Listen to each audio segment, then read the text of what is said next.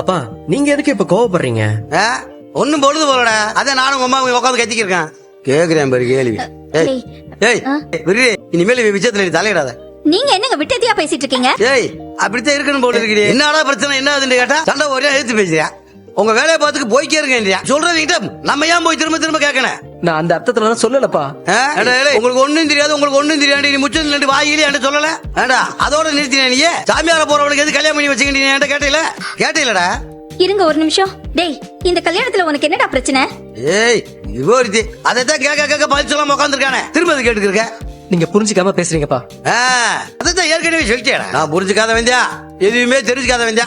ரெண்டு பேரும் சண்டை போறீங்க, ரெண்டு பேரும் கூடி சேர்ந்துக்கிட்டீங்கன்னா நாங்க இருக்கிற அவன் விஷயத்துல தலையிட போறேன். ஒரு தடவை சண்டை போட்டோமா, ஒரு தடவை சமாதானம் போற மாதிரி இருந்தீங்கன்னா யார் ஒண்ணு என்ன கல்வி வைக்க போறது? அதை விட்டு எப்ப பாரு சண்டை சண்டை சண்டை. ரூம்ல சண்டை போட ஆரம்பிச்சு, அப்புறம் ஹால்ல சண்டை போட ஆரம்பிச்சு, அப்புறம் கடையில சண்டை போட ஆரம்பிச்சு, இப்ப முச்சந்தில சண்டை போற அளவுக்கு வந்துட்டேன்.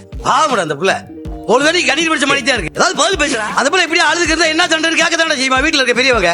அப்பா போதுப்பா போதுப்பா போதும். என்னப்பா இவ அழுவுதானே பிரச்சனை?